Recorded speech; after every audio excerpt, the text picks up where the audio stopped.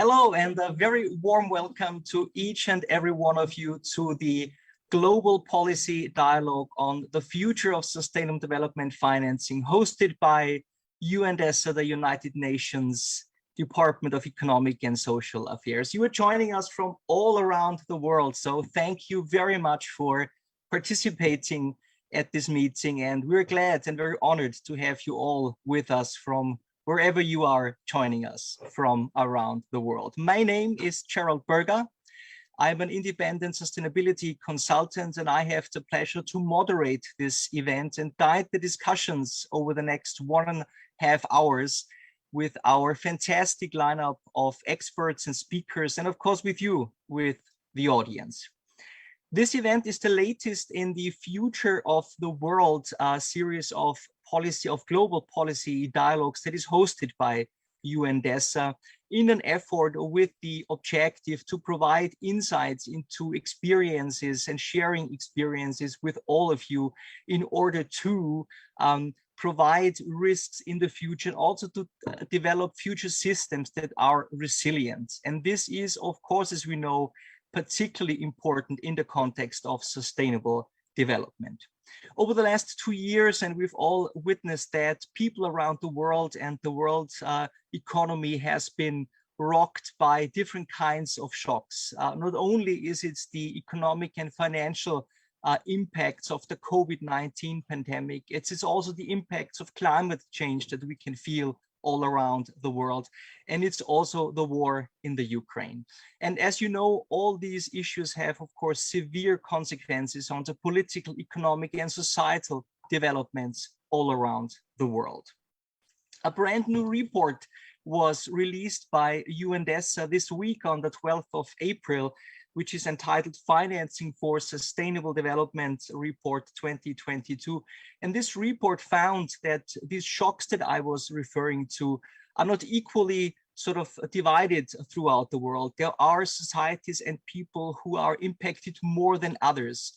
And this has led to a great finance divide, quote unquote, that is also referred to in the report, that curtailed particularly the ability of developing countries in responding to and recovering from the COVID-19 pandemic. Without international support and international activities, it will be particularly complicated and literally impossible to finance and ultimately implement the very important sustainable development goals. And so this means for the international community, we need to step up and collaborate together in order to bridge this finance divide that I was referring to. Our experts that I will introduce to you in a few minutes will not only discuss this topic in general, but will also refer to, of course, to the recommendations that are put forward in this report. And they will offer us their suggestions in how to enable to continue the progress we make for implementing the SDGs and to leave no one behind. As you know, we are kind of in the halfway point situation of implementing the SDGs and the 2030 agenda. We're about 7 years in, and we have about 7 more years to go. So it is very important to direct and structure our activities in making successful implementation efforts on that. Before we go ahead with the content, let me do some housekeeping to give you some practical tips in how to use these online formats and also the different tools and applications that we use. For your information, the English captions are available in Zoom and on Facebook by clicking the captioning icon at the bottom of your screen where you can find them. Live captions are also available in the UN's 6 official languages: Arabic, Chinese, English, French, Russian, and Spanish. On a separate website, you can find them, and please be aware this is case sensitive. And you can see also on the bottom of your screen what this website is, bit.ly/captions. This is CAPTIONS14APR. This is the website that you can where you can find the live captions. When you arrive at the website, please choose your language by using the down the drop-down menu, the downward drop-down menu. As you can see, we're also provided with the American Sign Language, for which we are very grateful for. And note to self, we need to speak a little bit slower sometimes that our colleagues can keep up with the speed and make this all possible. We would also like to encourage you to share everything that you hear, that you find interesting, to share everything on social media by please using the hashtag future of the world. And we would also like to encourage you to join our interactive discussion as much as this is possible by sending in your questions, sharing your opinions, and we're using the interactive Slido tool for that. How can you connect to Slido? You can do this either by scanning the QR code that you also find at the bottom of this screen, or you can directly go to the Slido website, slido.com, and your access code is again hashtag future of the world. There you can also then find polls, which we'll be discussing in a second, and you can, of course, as I said, share your opinions and questions with us. We have already received, and thank you very, very much for that, about 30 questions from all of you in the prelude of this meeting, so to speak. And you can not only add your additional questions while we speak here at this live event, but you can also upvote those questions that are already in the Slido system by clicking the thumbs up button. So that makes us aware of which questions you find particularly pertinent, and we bring them in our discussions as much as we can during this 1.5 hours. So with this housekeeping being done, let us now move swiftly to the content of this meeting. And before we do that, let me bring you in. I was talking a lot about interaction and bringing you in as the audience, and I would like to do that right at the beginning and asking you about our main topic that I have been referring to already, namely the challenges in financing the SDGs that are increasingly coming up in the world we face now. And we'll do this in a first poll. So I would like you to go to Slido and make this possible. And I will read the question to you as well. In your opinion, what is currently the biggest hurdle to better financing for the SDGs around the world? And you can see it now on the screen. You have different kinds of options.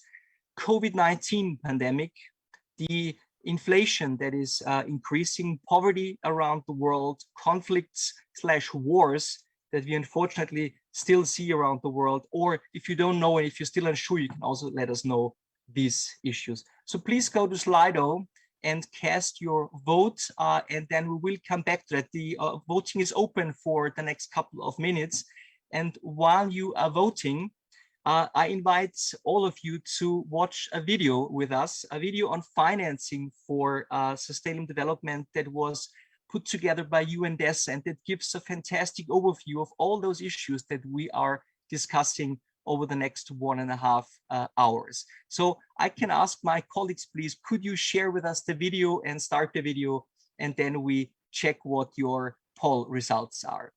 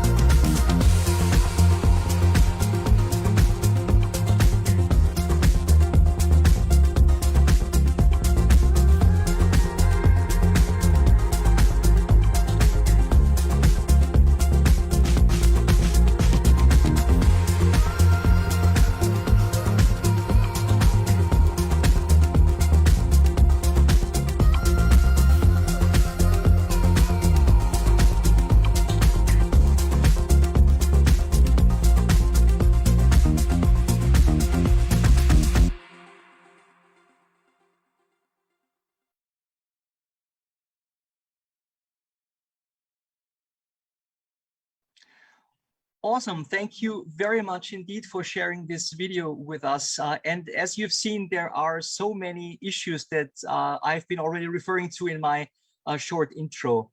Okay, so, and we will dig into those issues. Don't you worry about that in the conversation that we will have with our experts in a few minutes. Before we do that, let's see, on your opinion, the biggest hurdles that you see for better financing the SDGs. As you can see now, poverty is a big issue. For sure, the conflicts and war, which is sort of such a pertinent and sad issue that we have to deal with, is also with 30%. So they are the top votes, but the COVID-19 pandemic and all its impacts is something that you're also referring to here in your answers. Poverty is sort of winning out right now with 32%, but I think we get a good picture that those three issues, poverty, the conflicts, and the COVID-19 pandemic, are those issues, those hurdles, those challenges that we certainly face in financing the SDGs around the world. So thank you very much for this first poll. There will be a second one very shortly, and we continue. And I would like to start now with sort of introducing the first content part of this event. This is overcoming the great finance divide.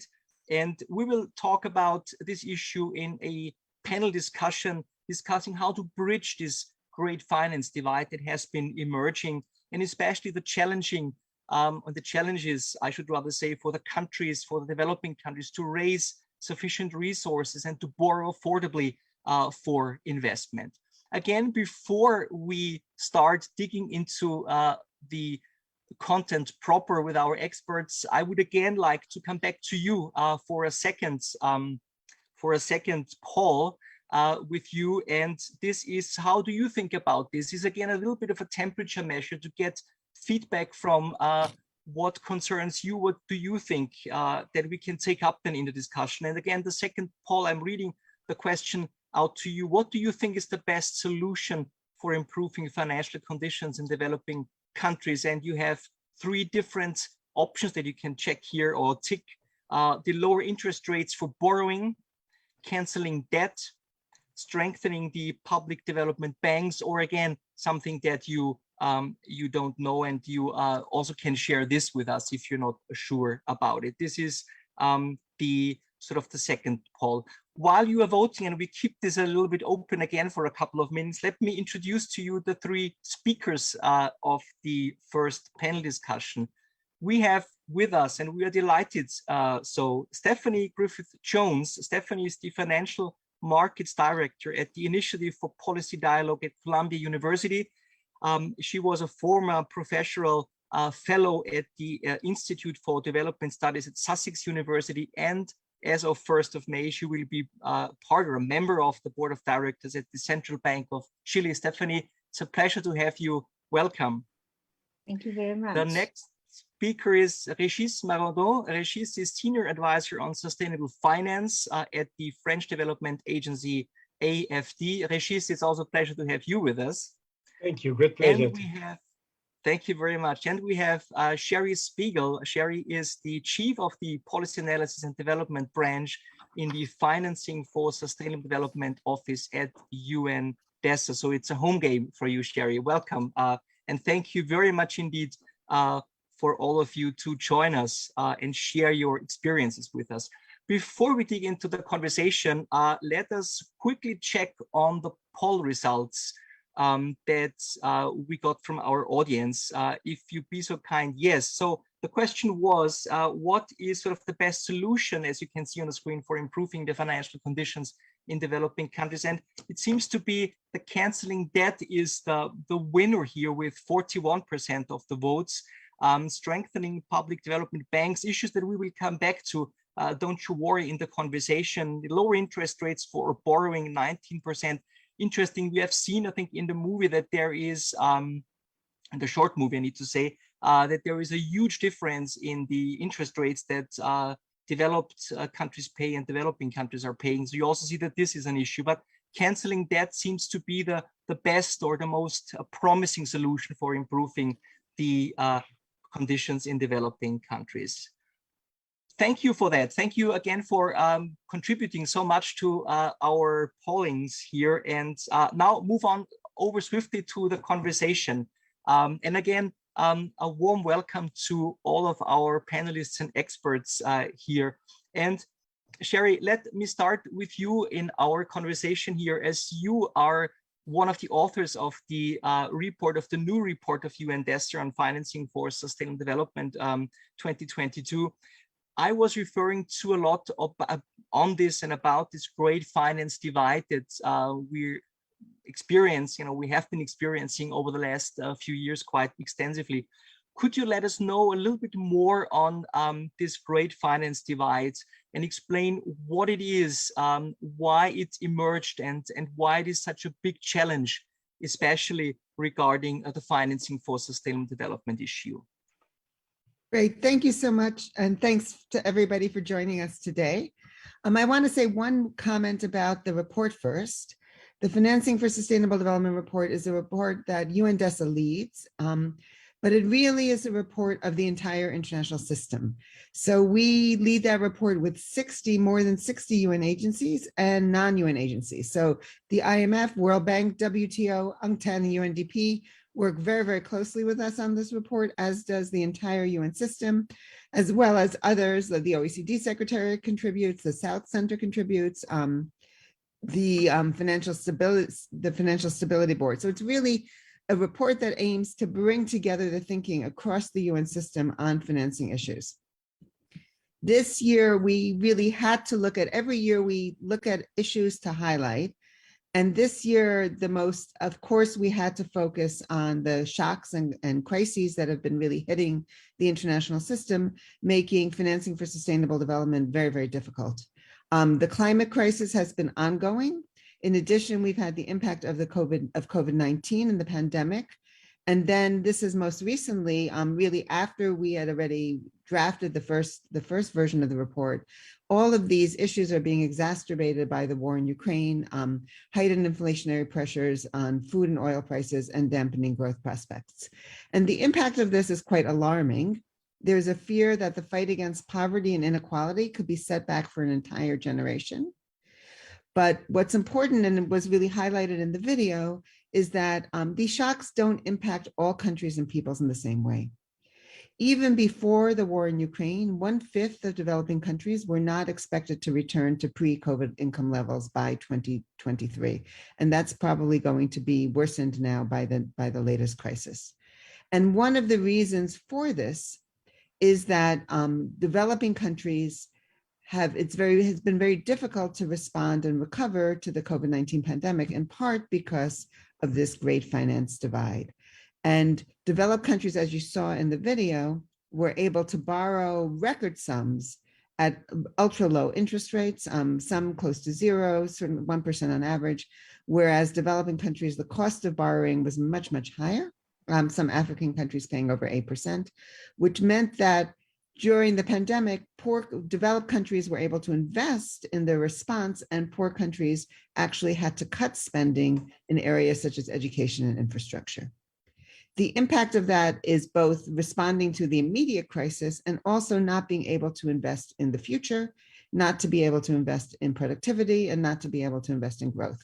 And that's really important, both in terms of the immediate impact, as well as if you can invest in growth, then borrowing can actually help repay for itself down the line. If you can't invest in growth and you have very, very high interest rates, then you can go down the road to a debt crisis.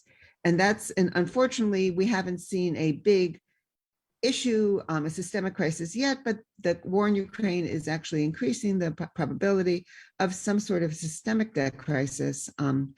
Over the last decade, debt has already been increasing, and it's really reaching critical levels. So globally, 3 in 5 of the poorest countries are at high risk or already in debt distress, even prior to the recent crisis. So just to give an overview of some of the issues, and then I'm sure we'll be discussing solutions and ideas going forward. Thanks so much. Sure, thank you very much. I think this was, as you said, not only in the report, I think you are very clear and in-depth on those issues. what the differences are and the starting positions, if I may say so, between the developed and the developing world. Also in the video, we saw that, you know, the public revenue that's spent in developed countries for debt is 3.5% of the public revenue, and 17.5, I think, or 3 or 4 times as much as in the developed world. It's in the developing world. And the same goes for interest rates. So there seems to be a huge divide or a gap, as it were, and that of course has severe consequences in all different kinds of issues that are important. So Sherry, just asking you, because you were mentioning what kind of solutions do we have, and what could be important steps, especially on the one hand, that the international community could do. And I was referring to that we have to step up together to collaborate on this effort. And on the other hand, what can the countries themselves do to close this gap, to sort of move in this direction, that we are not having such very unequal situations? Great, thanks so much. I mean, first of all, there's no silver bullet. So this is a complicated question to solve, just to put that out there. But we break these solutions into three categories. So the first is providing developing countries with is addressing the financing gap, and that's providing developing countries with public finance. So we've all talked about official development assistance, aid, concessional finance, really important, especially now. And given the crisis going on globally and the need to support refugees, et cetera, which is really, really important, it's also that can't come at the expense of cross-border aid to developing countries. So one thing to keep in mind is we really need concessional finance, particularly grants for the poorest countries.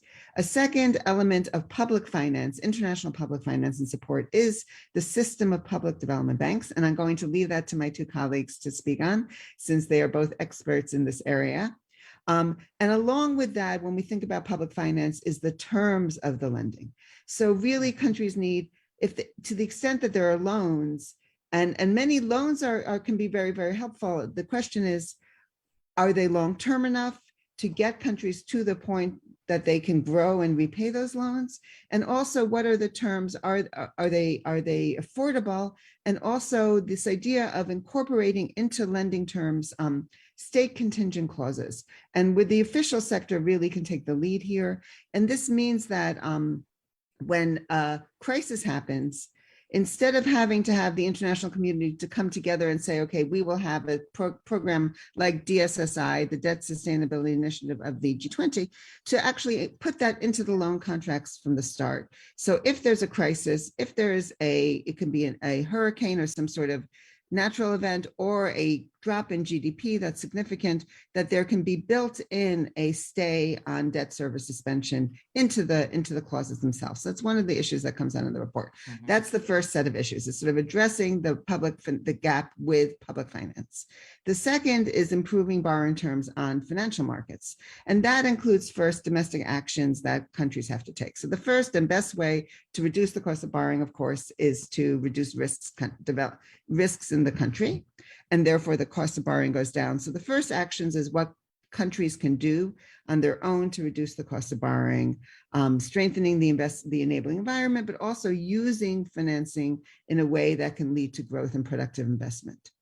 But at the same time, we know that international markets charge countries a high cost of borrowing.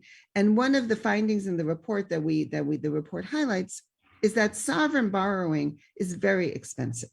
And historically, governments have had to pay more. When you look at the cost of borrowing for governments versus the cost of borrowing for other types of entities, for corporations, et cetera, even after taking into account defaults, and even after adjusting for market risk, there's a big spread. There's a higher cost of borrowing for governments that sovereigns have had to pay historically. And that is, and that's across the board. So, so this question of how do you reduce the cost of borrowing in developing for sovereigns is a bigger question than any one country can do on its own. There are questions of how do you make the international markets more efficient. And one of the issues that we highlight in the report is the importance of the information ecosystem. How do we strengthen information And this is really linked to the question of credit assessments and the role of credit rating agencies.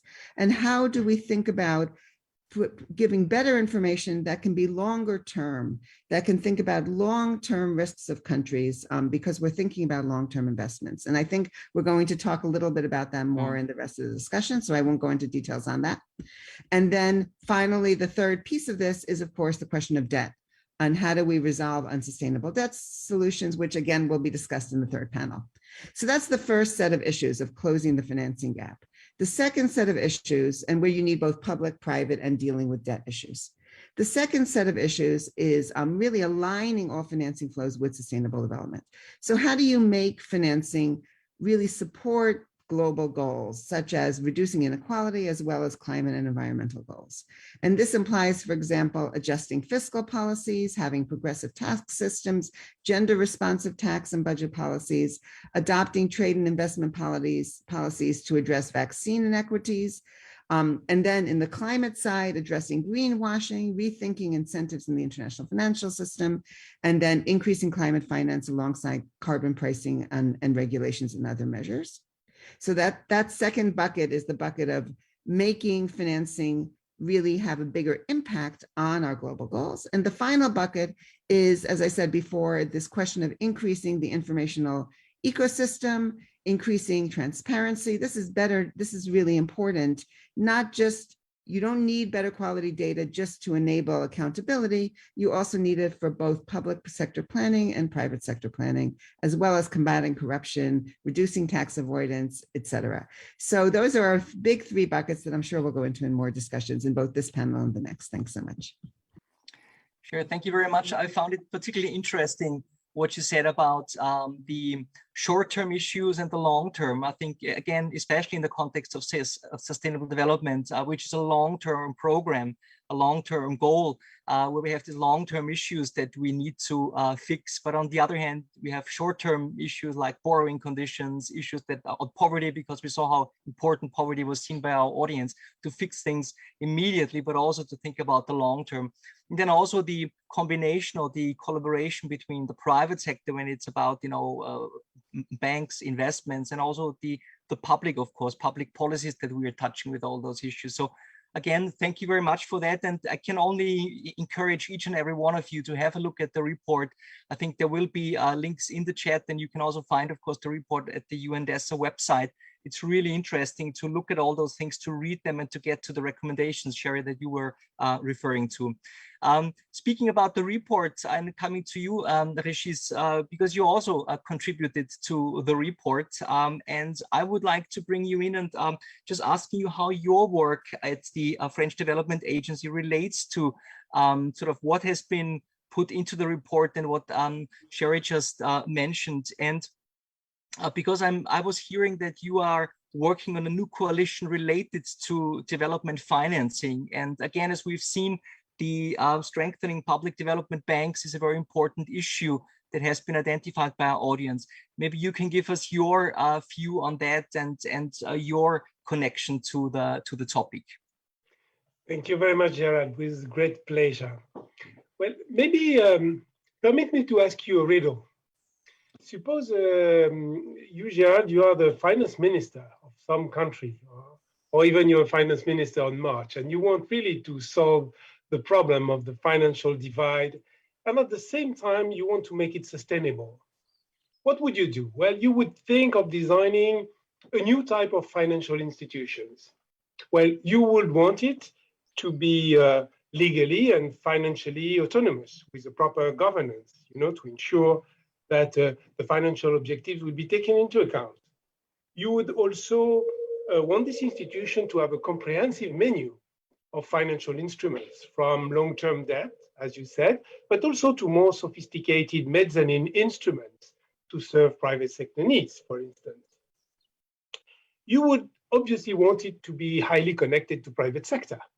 And both ways, you would want this institution to be capable of lending to private sector, but also of emitting financial instruments such as bonds in the markets for private investors to be able to benefit from your investment portfolio and channel through your activity funds into interesting operations or markets.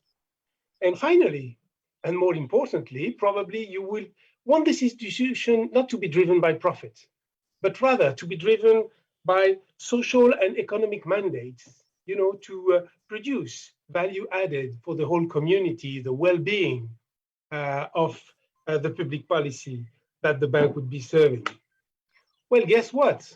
I mean, this alien of the Wall Street's consensus do exist. And they are named public development banks. And they have a key role to play in the finance world of today. Conducting a study on a database to try to identify, these animals and understand better exactly what they aim at, we made some interesting discovery. Remember the World Bank survey realized in 2017, the last of the kind, was identifying around 230 public development banks. Well, that was already quite a substantial figure, an attractive one and a questioning one. Together with Professor Jiajun Su and its team at the University of Beijing, we digged a bit into that and we made a comprehensive search of all these public development banks. Well, guess what? We identified more than 500 of them, 540 to be precise, representing around 19 trillion assets, meaning that they represent about 10% of global investments every year. Well, this is meaningful. This is really a tool to invent a new type of doing finance. So, well, certainly it's very important to discuss about the 100 billion that high-income countries are committed to provide to lower income economies for especially climate actions. I mean, this is key to the international dialogue. But maybe one could think that the 2 trillions that are being invested, 2 trillions, 20 times more, that are being invested every year by public development banks in all kinds of projects are equally important. And they are not being given, the attention they deserve. So, but the good news is that there is a coalition which is being formed under the name Finance in Common. The third summit is going to be organized in the fall in Abidjan, thanks to the EIB and the African Development Bank. 2 already took place. The first one in Paris, and AFD had the privilege to be one of the leaders in organizing this vision, of course, together with a whole panel of partners. The second edition took place in Roma with Cassa dei Depositi and Prestiti, was also a very impressive event. So what we see here is the emergence of this coalition, and I think, importantly enough, for the Minister of Economy, for the politicians also realize that they can do more, and politics can be more demanding towards them. Maybe, Gerald, I stop here for my first intervention. Thank you very much. I think this shows how comprehensive we need to tackle those issues and how much progress you make in this in your efforts there. So, Rashid, thank you very much for this first input. Stephanie, maybe I'm handing over to you, also asking you, about the role of the development banks and how important they are. Maybe combined with thinking about what the national institutions can do for the national challenges that they have and what they need of international support that they can sort of handle all those issues. Maybe you can focus on that a little bit. And if you can, because the canceling debt was something that our audience thought is very important, a very important hurdle. If you can throw that in, I would appreciate that as well. Over to you. Thank you very much. And thank you for the invitation to participate in this very important panel. I think the first point, and this responds to your questions, is to emphasize that there are a number of channels that we need to pursue for financing both domestically and internationally to contribute to funding investment in sustainable development more broadly and transition to a low carbon economy more specifically, and that we need to pursue these channels simultaneously. And the first one of these urgent steps needed, as Shari said, given that the financing gaps have increased by COVID and by the Russian invasion of Ukraine, the first channel, I think, which coincides with what the audience said, is that debt-distressed countries, mainly LICs, poor countries, and LMICs, lower middle income countries, need debt relief. And that this is urgent, but because so little progress has been done by the international community. There's a lot of agreement on this, but very little action. And I think in the context of this panel, it's especially interesting to think about debt for nature swaps, which I'm sure Niranjan will be talking about in the next panel. But I think these are very interesting mechanisms, particularly if they're done on a significantly large scale, to both reduce the level of the debt and increase investment in sustainable development. The second channel is the one that you specifically referred to, and Regis already talked, is additional financing by development banks internationally, regionally, nationally, and subnationally. As Regis said, development banks are already large. Their total assets, almost $19 trillion, and they represent 10% of world investment. But I think that they need to be much larger still.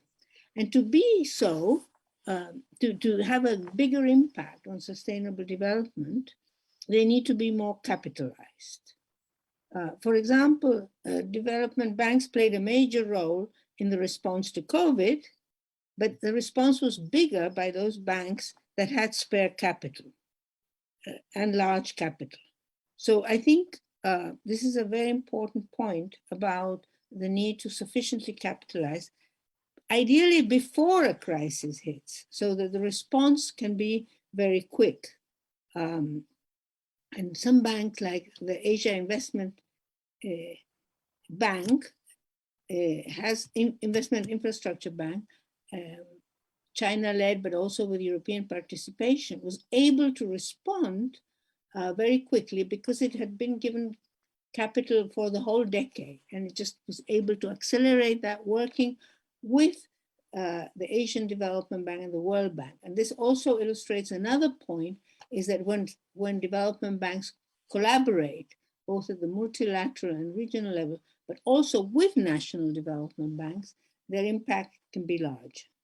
Secondly, they have to be effective at catalyzing private flows, but these flows, as well as those provided by the development banks, have to be aligned very clearly with sustainable development, as the report very clearly says. So it's very important that the aim of these development banks, as Regis also said, isn't just to maximize profits, but is mainly to maximize development impact. And so they have a far more challenging task than the private banks, but they can do that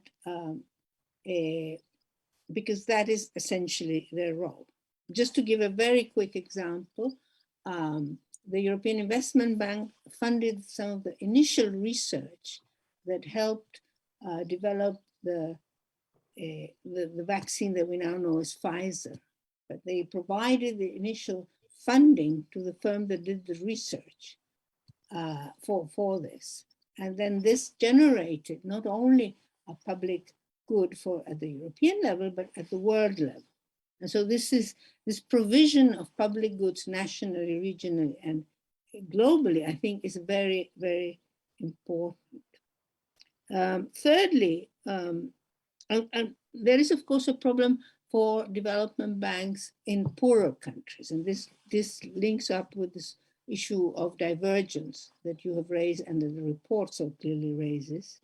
So the poorer countries need support from the richer countries, including for their development banks. This can be done directly.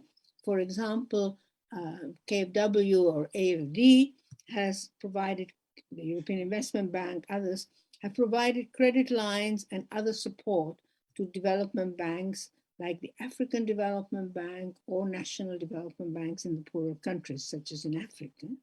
And this is, of course, valuable. But there is now a new mechanism because the IMF has issued 650 billion SDRs, and of this 100 billion is being transferred to developing countries, particularly the poorer ones. Yesterday we had the Resilience and Sustainability Fund being formally approved by the IMF, which is a good thing. But I think that there is also space to use some of these SDRs to help capitalize regional development banks, and particularly African development banks, and possibly national ones. So we have a new source of funding, which should be used in a way that is leveraged to attract both more public lending, but also private lending. And I think the international communities have been a bit slow on this, and they should move forward, as for example, the French government has been pushing. Thirdly, I just very briefly want to say, now that I'm going to be working in a central bank, that there are also channels through, for example, financial regulation, both international but particularly domestic, where private finance can be channeled to green investment, and encouraging through regulations private financing for green investment, and discouraging brown investment, high carbon investment. And there is a movement among central banks and financial regulators to do that. But I think it has to be done much quicker, because we don't have time. There's a lot of research going on, lots of models being developed, all very useful, and always asking for more data. But I think what is important is to start taking action, because the planet cannot wait. And finally, of course, and we don't have enough time to talk about it, of course, there are the fiscal and monetary policies of countries at a national level, including particularly in developing and emerging countries. But of course, they have been limited in their scope by having, for example, less fiscal space. And so some countries, for example, in Latin America, expanded their fiscal response to the COVID crisis and for sustainable investment. But now they're constrained, because as their debt levels increase and as inflation increases, they cannot continue at those levels. And this is, of course, part of this divergence that the report and that Shari spoke about. Thank you very much. Okay, Cynthia, thank you, Stephanie, thank you so much for that. I think very important issues, just I don't want to highlight much, but I think the time issue was very important, that you said that we have to keep moving. I was referring at the very beginning to the halfway point that we are in implementing the SDGs. There isn't that much time. Climate change issues are facing all of us at the high speed. And the other part that you said, and I think that's very important, is where does investment go to?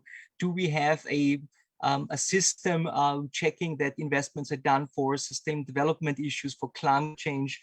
Is there a classification system that we can sort of foster those issues? So again, Stephanie, thank you so much for highlighting those issues. Time is moving ahead and is never our friend. So I may ask our colleagues to maybe bring in some questions of you, the audience. I was promising everyone that we are bringing in your concerns, and I think we should do that now and see to those questions that you have, and maybe can ask our panelists to respond to one or two of them. If I may ask the colleagues to share with us Slido questions, and then we can also see those that have been upvoted, as it were, which are important ones. The first one that is highlighted here, and I think that fits very well to what we have been discussing, so I take this one. How do we evaluate and monitor financial measures for development, is asked by Shervis Nzoa from Cameroon. Shervis, thank you very much for the questions. So So this is evaluating and monitoring financial measures for development. That has been, I think, been discussed by all of you a little bit. Who wants to sort of come in here from the three of you to focus on that? How is the evaluating and monitoring issues best done, that we are sort of directing the measures for development in the right direction. Is it okay if I try a small answer? That would be very much appreciated. Yes, please. Okay. So very quickly, I think the question is so relevant, and it's very relevant for practitioners. That is really the key of our questions today. Everybody in every financial institutions, every market have a small recipe to measure its impact, design its safeguards, and decide on its own what is the proper financing, what is the finance aligned with the SDGs. I think we need a world consensus on that. We need to streamline these instruments and these measurements in order to have a grid of analysis that would be common to all financial institutions, and in which we would see that if there is a refusal of financing from one of them, then there is zero chance that it will be accepted by another institutions because of the difference in our analysis grid. You see, I've been short. Yes, absolutely. Thank you. Just maybe can I compliment? Sure, please do so. So totally agree with Regis. I think one issue that is important is not just monitoring ex post what has been done, but at all stages of the development process to be evaluating the projects, particularly from a sustainable development perspective. And in this a group that Regis mentioned, which leads to the finance in to the forum of all the development banks. Finance in Common, yes. Forum, the Finance in Common Forum. We commissioned a number of papers on this subject because in the research initiative which we were running with Regis and with Professor Ju. And one of the important things was precisely in the stage of evaluation of projects, these criteria of sustainability and development should be introduced. And maybe novel ways of doing that. For example, including a shadow price of carbon that is higher, much higher than the market price. And development banks can do that. So they can do both a commercial evaluation and a shadow carbon price evaluation. And then, of course, equally important what Regis said about monitoring afterwards, ex post. Let me just add that the data chapter in the report, please look at that. That also refers to the question more broadly. Sure, thank you for that. Yeah, again, I think there's many of those issues I saw in the report. These are very specifically explained. I think they're very good ways and examples of how these things sort of impact in practice. I was just gonna ask one more quick question. Stephanie, you were discussing the ex ante, which is of course very important, especially when it's about financing, because especially, and I want to bring in the resources issue, many issues like mining or big investment projects that take years to get sort of the funding together. And then we have all the value chain, the supply chains that are all affected by what Regis said. When it's not financed in one country, it could be financed in another country, and it has not been done in a sustainability check. So the complexity, is this something what Regis said in terms that we need more internationally agreed structures and checks and balances system ex ante for investments to move into the direction of sustainable development? Is this something that you find is something that we need? And if so, who could be sort of the driver for that? Is it international institutions? Do we need some laws in countries? Do we need an international agreement on that? Is somebody able to respond to this issue quickly?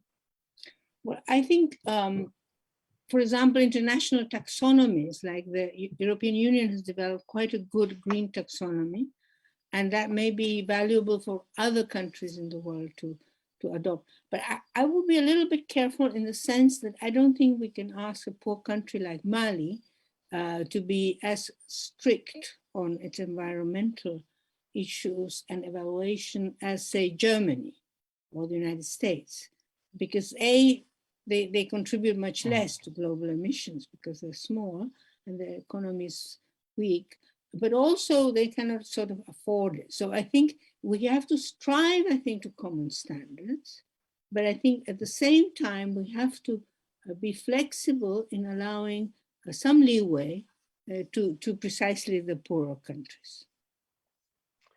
Oh, I totally agree with what Stephanie is saying. I mean, financing a new infrastructure in Germany is not exactly the same as creating a facility in Mali or Burkina Faso.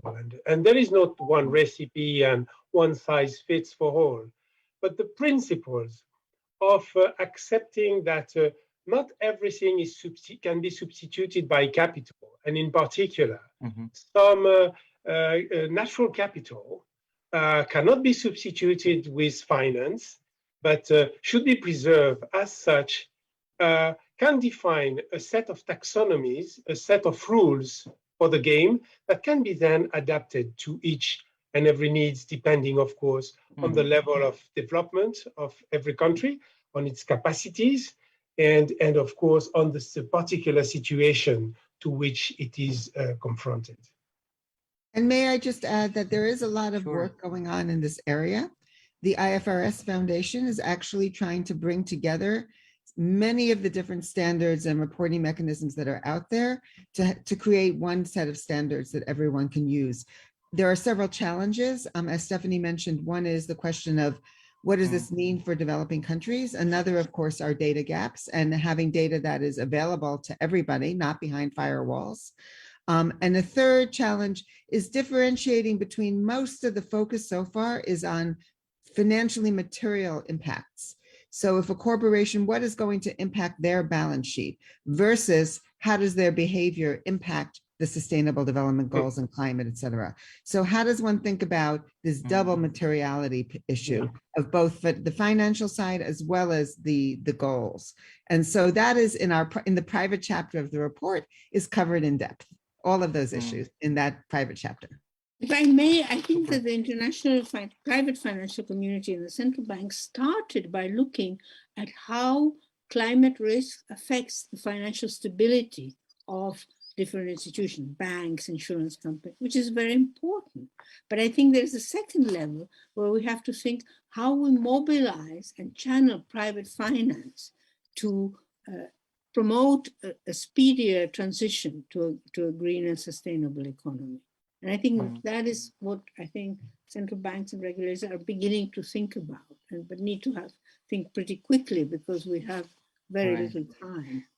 Right.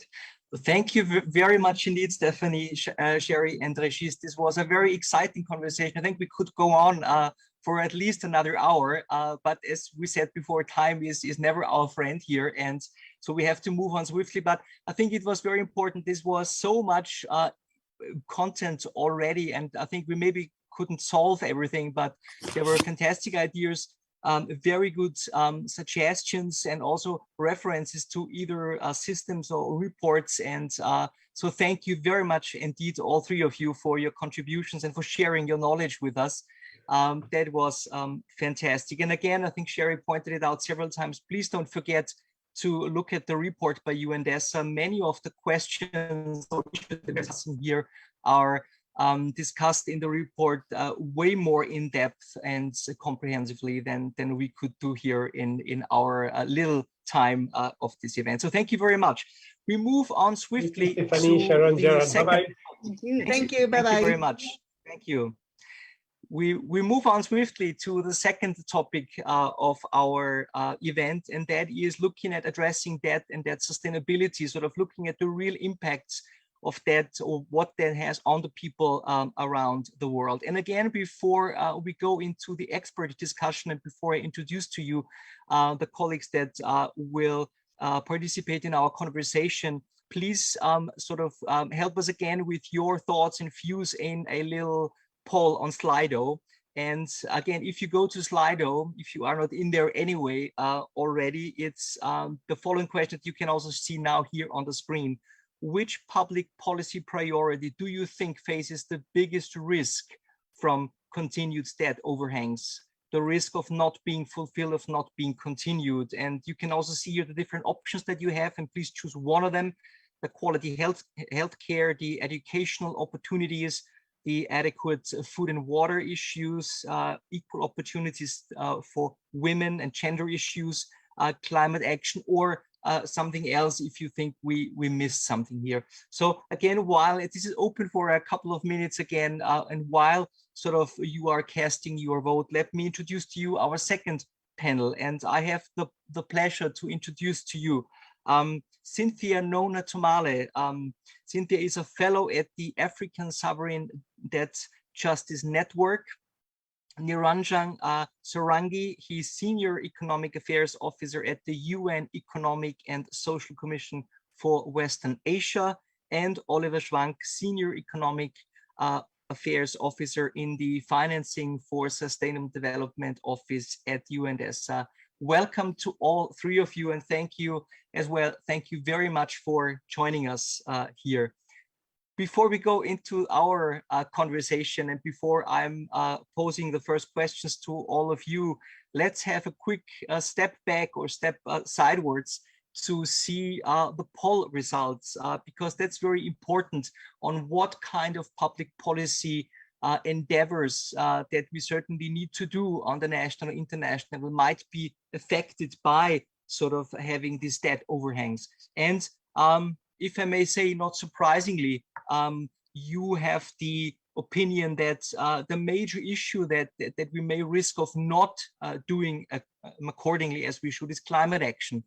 Nearly half of you are thinking that this is a severe issue that we need to address. And Stephanie was mentioning the time issue. We need to speed up our activities, and I think climate actions to address the climate change issues and climate mitigation adaptation is 50%. So I think this is by far the highest, even though, of course, we're not forgetting all the others: health, education, food and water, women's rights and opportunities. They are, of course, issues that we need to address, and it shouldn't mean by all means here that if they have a lower percentage, they are less important. But for the time being, let us keep in mind that urgent climate action is something that you find could be of high risk of not being continued when there is debt overhangs. Okay, so keep that in mind. And I would also like to ask our speakers in the conversation, maybe you can refer to these results as well. Okay, but without further ado, let's step into the conversation in our second panel. And before we go into more in-depth discussions on the report of UN DESA, I would also like to give a little bit of a flavor on, or have a little bit of a flavor of what it means for people living in countries that have a high debt burden, that are confronted in their daily lives with issues of high inflation, of debt burden. And Niranjan, maybe I turn to you here. You're based in Beirut, and Lebanon has been experiencing an inflation in recent years and over the years. Can you share with us what it actually means for people in their daily lives to be confronted with high inflation, with a high debt burden, and how that sort of affects everyone around you? Thank you, Gerard. Lebanon is one of the middle-income countries living through the debt crisis, but also many other countries in the world, and Sri Lanka is latest addition to this group of countries. But on Lebanon, it's one of the middle-income countries which has like public debt to GDP is like 183%, and most of the revenues goes for debt servicing, over 42%. And that's the situation of Lebanon. In March 2020, it defaulted on Eurobonds. Last 4 years, Lebanon has been facing contraction in its economy. And in 2020, it was up to the tune of 25%. And in 2021, the estimated decline in GDP is like 16%. The value of Lebanese pound is continuing to collapse, which was fixed at 1,500 per US dollars. And in parallel market, it has lost more than 90% of its value. So of course, the consequence is runaway inflation. Between 2019 and 2021, the inflation was to the tune of 281%. And by December 2021, it further slipped to 122%. And of course, with recent war situation with Russia and Ukraine, it has further increased due to an increase in fuel prices. Transportation costs increased by 510%. These are data from national statistics. The lack of foreign exchange reserves resulted in the removal of subsidies from essential medicine and food. The bread prices, for example, increased by 633%. The health sector, which is essentially Lebanon imports a lot of its medicines, the inflation increased by 413%. So these are numbers which are astounding, and of course the impact on people is profound. ESCO estimated that the poverty, income poverty, increased from 25% in 2019 and to 74% in 2021, which is basically 2/3 of the 3/4 of the people living in poverty, income poverty. And there is also profound impact on future generation. For example, capital controls are in place, and that prevents people for transfers. It impacts all, but it impacts also the students who want to study abroad. It also impacts the small businesses who want to procure raw materials. The inflation has significant impact on quality of education. Of course, it is so because it's become unaffordable. When the bread is unaffordable for an average worker, minimum wage is less than $1 in terms of dollar. It is now less than $1 per day. So obviously it affects that. So it's not only the present generation is affected, but also the future generation is impacted by this. The city capital of Lebanon is Beirut. Used to have a vibrant lifestyle with many streets, with coffee shops and restaurants. Many of the streets I see when I drive back home is quieter. And of course, the government is working hard to come up with a stabilization program, and IMF is working hard, and also other international agencies. But every day delayed is adding more and more burden on the poor and middle class, and particularly in terms of affording essential commodities and services, let alone the lifestyle that they used to live. So this is what the debt crisis can bring it to, and I think I would connect it to what Stephanie and previous speakers were saying, that why this debt crisis zoomed, unless this is connected to real sector or productive activities. The middle income countries are increasingly facing this kind of situation. Yeah, Niranjan, thank you very much for maybe not painting a very positive, but a very real picture here, and also referring to, and I think this is also very important in the context of which we're discussing this, sustainable development, where you can feel that economic, social, and environmental issues, they're all playing together, and how complicated and complex they become in, as you said, in these real life situations, what it means for middle and low income people, and what sort of how this is all connected to further steps. Can we afford movements or developments in one direction when we have so many problems in another, and how can we combine those? And also that you were referring problems that we're facing today are also impacting on the future generations. So very important aspects in painting this real picture, Niranjan. So thank you for that, for the time being. Oliver, I may turn to you now in terms of the UN DESA report that we have been, discussing quite a lot here. But as you and your team were preparing it and putting this all together, and you say in this report that there is a growing number of developing countries at high risk of being or already in debt distress. And the question is, of course, on the one hand, how did we get there? And most importantly, how can we avoid sort of a large scale and longer term debt crisis that would set back many of those development achievements that have been already on the way? Can you help us understand the situation a little bit, and also maybe a few ways forward of how to solve these issues in the future? Yes, certainly, I can try. So let me start a little bit indeed to say, how did we get here? Because it's relevant to thinking about the policy solution. So the immediate cause of this impending debt crisis and so many countries being at high risk really of debt distress is the pandemic, of course, which really provided kind of a double shock to countries. It increased their expenditure needs dramatically to respond to the pandemic, to provide income support to people, to support the health expenditure. But at the same time, the pandemic also sharply reduced revenue and incomes for countries, right? Because economic activity slowed down, stopped even. in some sectors, especially early on in the pandemic. So tax revenues fell. So you have on both sides of the balance sheet, you have dramatic impacts, and that really led to countries having to borrow significant amounts to deal with this situation. Now, as Shari said in the first panel, some countries were better placed to do this than others. And so it's important to note that many countries entered the crisis, the current situation, already in situations of high debt and high debt vulnerability.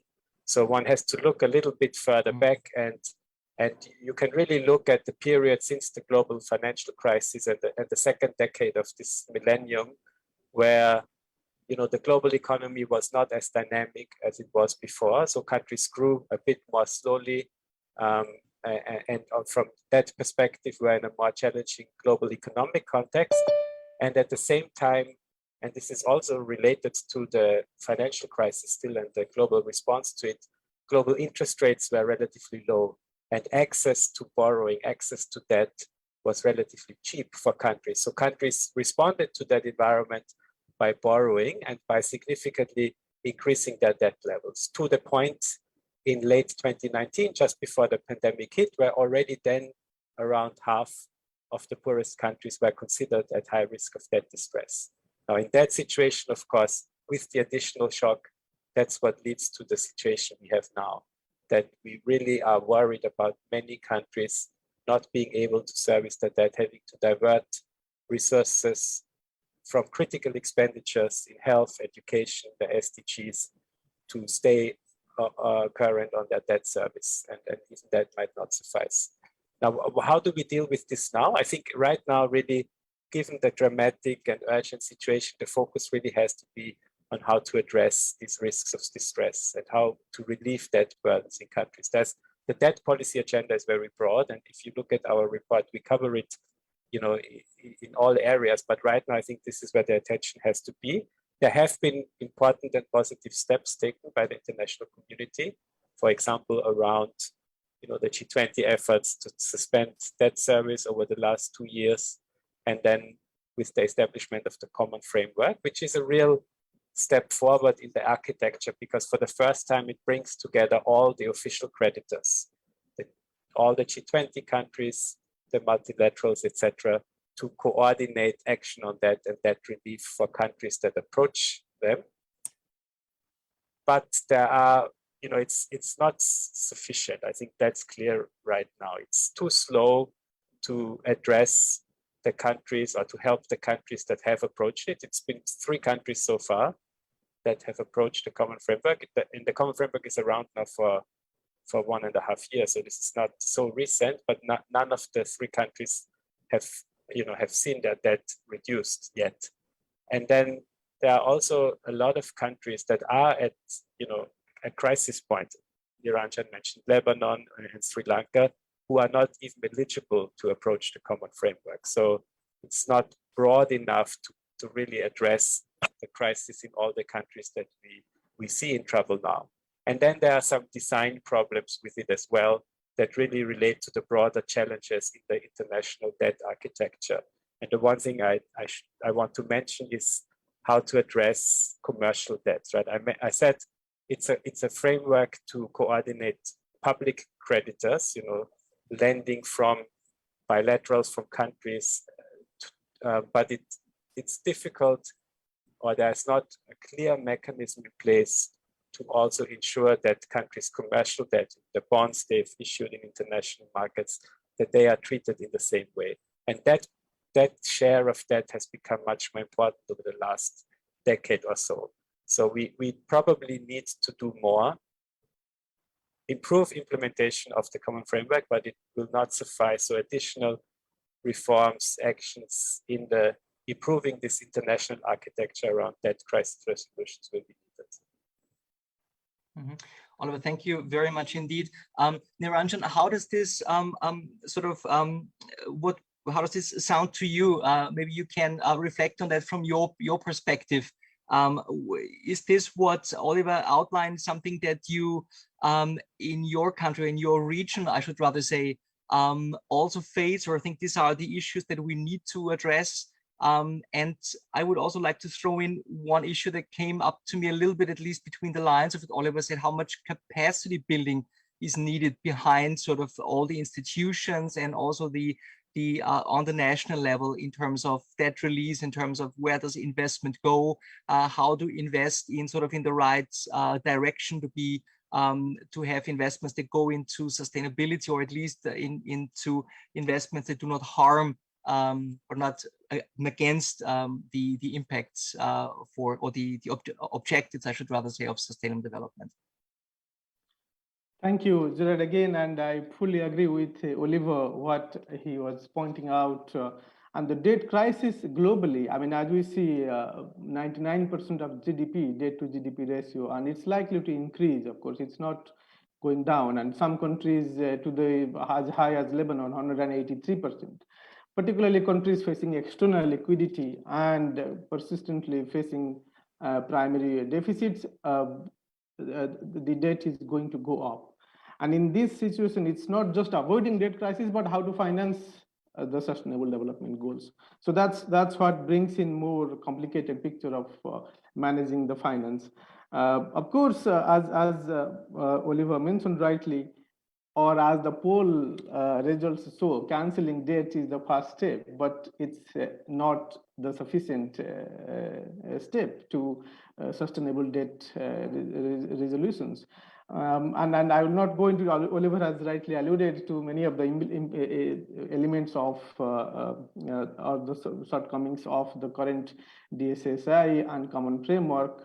But to go beyond that, there is a mountain of debt. And I think previously in the first session, Sharon pointed it out, the low interest rate, the increasing concessionality. The middle income countries are increasingly seeing less concessional debt going to them. Not only the poor and those who are at high debt risk, but high risk of debt sustainability, but those in middle income countries who are not much, where we don't talk much about that, is that concessional debt is on a declining phase. And that trend needs to reverse. But more than that, how to tackle the mountain of debt. Any new debt issued, whether at low interest rate or at a medium interest rate, even if with a short concessionality, it's adding debt burden. So in this respect, we have and the poll results show that the climate action is an important element where, which is the casualty if this is not tackled.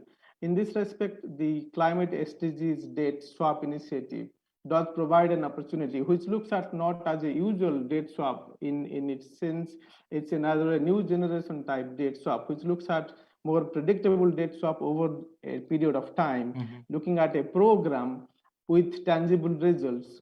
And the countries who can be part of this is not those who are facing unsustainable debt burden, rather those who do not have that problem, but they have a risk of fiscal space, which if they do not do that, then much of the resources will go into debt service.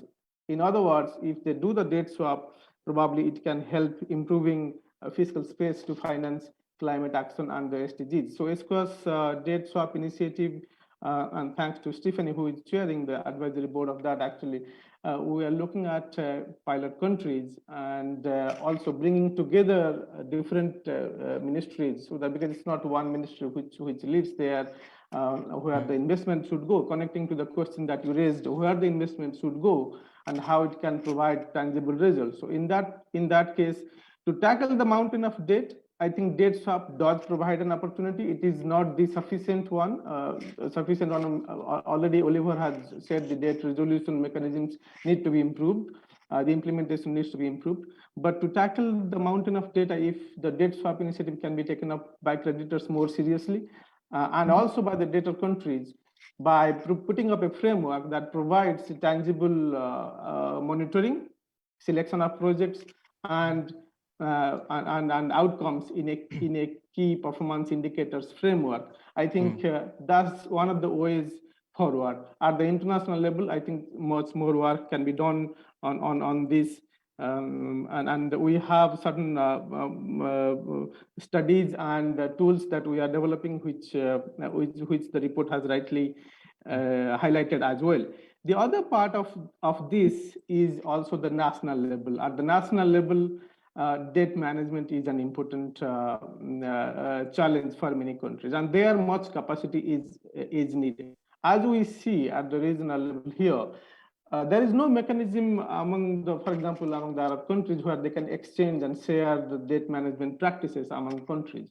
So we are trying to establish a kind of network where the debt experts can meet and they can discuss the best practices at least once in a year, that kind of mechanism that can help them. But more than that, they also need to have alternative options or mechanisms and also analytical tools to do that middle level analysis. I mean, one is debt transparency, one is debt sustainability analysis, which where they need capacity, and more than that, improving public finance management and fiscal monetary coordination, I think, has been talked about in the previous session as well. So at the national level, these efforts are important, but at the same time, it will not reach the level of finance required to finance SDGs unless international efforts are more serious in tackling the mountain of debt, if we are talking about that today.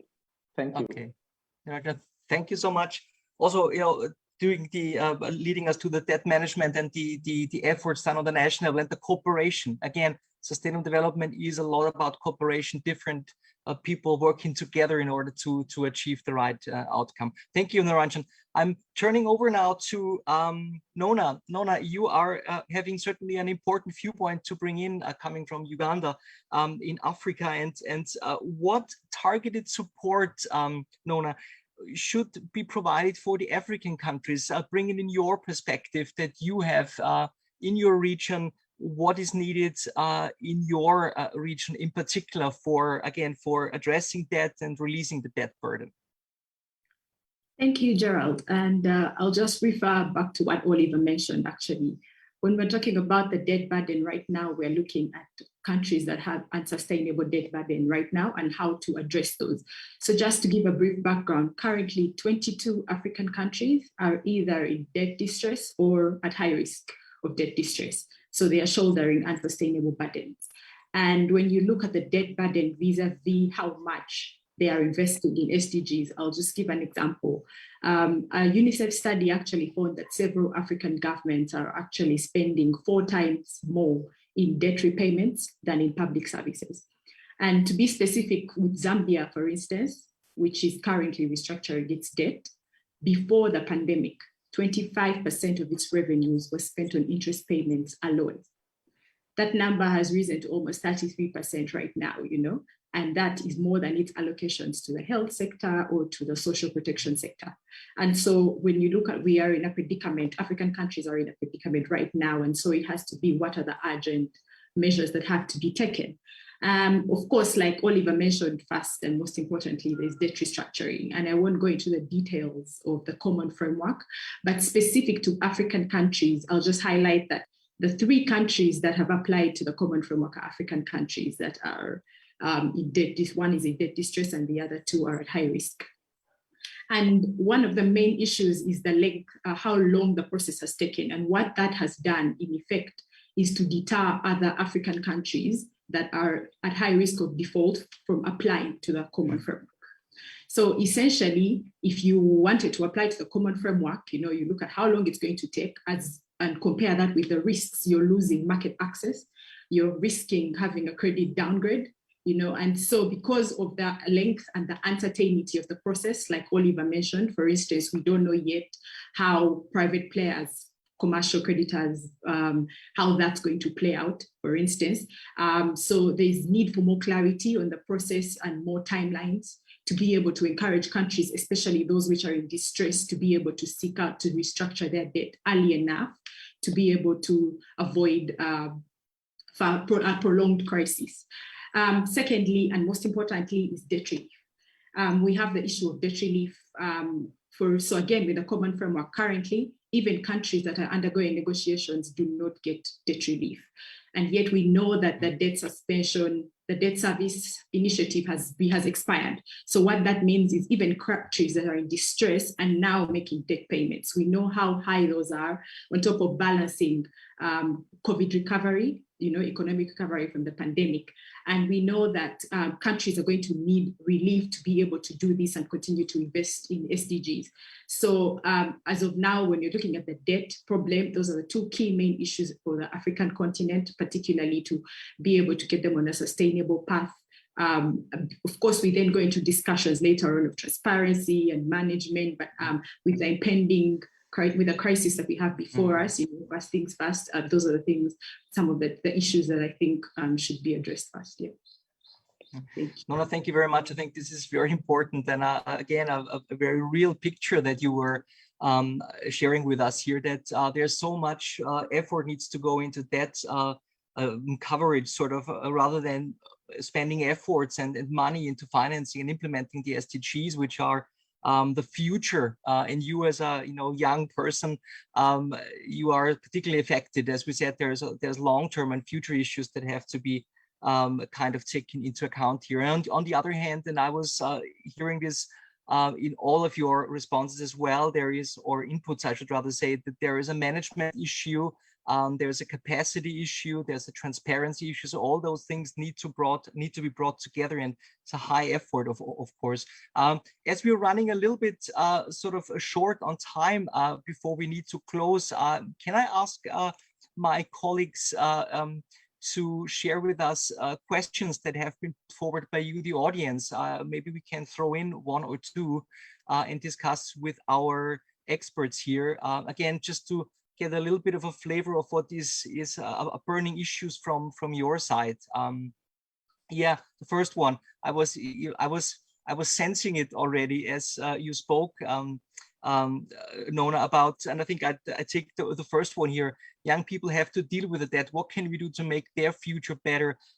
Nona, maybe you can respond to that and what your stance is actually in terms of, there is a lot of debt that is accumulating, especially in certain countries, and as you said, in Africa, with 22 countries being in a high debt crisis situation. What can be done sort of to, on the one hand, pay back those debts in the future, and that will affect your generation a lot? And what can we do to make your future better? What is needed? What urgent steps in the management and the effectiveness of issues that are done right now could ease this burden that we're all living with here?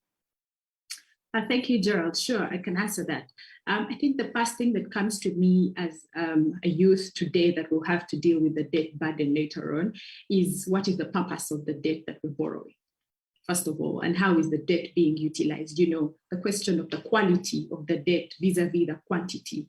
When we look down the road to the balance sheet of a country and we say, oh, so we acquired this much debt 20 years ago, do we have assets to show for that debt that was accumulated, so that, so that we are incentivized to be able to pay this debt? So when I talk about assets, I mean, have we invested? Has there been more investment in SDGs, investments in the youth? It's more appealing to the youth to hear that our country is borrowing money and it's being invested in a project that they know that we're going to benefit from, or better still, a project that's going to pay the debt back by itself. That's the ideal situation. But also, very importantly, is debt transparency. So it's not just about how much we borrowed and publishing the amounts, but also publishing how the debt is being utilized, how the youth are benefiting from it. And most importantly, another issue that doesn't come up very much when we discuss debt for the youth is we usually look to the government, the borrowing government, but I'd like to challenge the youth to also look at the creditors. We need more accountability from lenders, the responsibility, and we haven't had a chance to discuss some of the soft law approaches, but we know that there are responsibilities for both the borrower and the lender. And what that means is even a lender has to lend in a manner that is sustainable. That includes being transparent about lending, their lending practices, as well as the impact of their lending, to countries. Is a country actually able to pay this debt, that sort of assessment. So I think those are some of the issues that as a young person, I think are very crucial and are very important to be addressed. Thank you. Nona, thank you very much indeed. Very pertinent for sure. This quote unquote quality of the debt and what you're investing in, and how much future impact it has, and how much future quality, future proof it is. What you're doing is something I think that we can all underline and first of all also very much understand. So considering the time, and again, I think we could go on for another hour at least. Thank you very much indeed, Nona again, Niranjan and Oliver, for your contribution, for sharing experiences and knowledge, and also pinpointing where we need to put our attention to, and what we need to do to improve the situation. Thank you very much. We cannot solve everything in this 1.5 hours, but I think what we could do with your help is to pinpoint and to direct us to look at those things that are of uttermost importance. And I think this is quite a lot that we have achieved. So thank you very much again for your contribution, and to all of you, of course, a virtual applause that we need to sort of imagine a little bit, but I think you can do that. Okay, so with having said that, we're coming to an end already of this event, of today's event. This 1.5 hours flew by. It is unimaginable how fast that all went by. So let me thank once again all the panelists and speakers, the experts, of sharing all their expertise and the knowledge that they sort of brought in and discussed with us. And I think this is extremely valuable. But let me also thank you, the audience, for not only participating, which is very important in the first place, but also for sharing your questions, your opinions, and contributing to the poll that we got, your temperature measure, that also makes this a more lively and a more well-rounded event for sure. Let me also say that for those of you watching via Zoom, when you're exiting, not now, but in a few seconds, there will be a survey popping up when you exit the Zoom with the survey. So please, if you have time, we would very much appreciate if you could fill in the short questionnaire. Your feedback is very much appreciated in order for us and UN DESA to improve those meetings and see a little bit how useful they are for you in your work. A few announcements. UN DESA will be back, of course, with these global policy dialogues in May. There's the next one already in a few weeks' time. The next one will be related to the upcoming World Population Prospects report. And there will be further dialogues along the line in spring and in summer. And these will be directed towards the SDGs that are in the focus of the upcoming high-level political forum in New York later this year, which is the review process of the SDGs that happens annually at the UN. So don't miss out on those. You will all be informed when they will be happening, and I'm sure that we will see many of you at these occasions. Meanwhile, of course, and I think you have been sort of pinpointed in this direction several times during this event, have a look at the new UN DESA report on financing for sustainable development 2020. It's brand new. It came out just a few days ago. So have a look at that. You can, I think there is a link in the chat that you can directly go to this report. And there's also, of course, you can visit the UN DESA website and you will find it there, or share it with your colleagues. And don't forget, spread the word on social media of all that you heard today and of all the news that we shared. Finally, let me thank and congratulate first and foremost the UN DESA team for putting up this fantastic event, bringing us all together in this group of high-level experts and of you, the audience, interested and experts as well, I suppose. And that is a fantastic achievement. Again, congratulations on that. So that's it for this event. Let me thank again all of you once more, and I wish all of you a fantastic rest of the day, and I'm sure we meet many of you in one of the next meetings of UN DESA. It was a pleasure hosting you, and have a great day, and goodbye, everyone. Bye-bye. Thank you, Israel.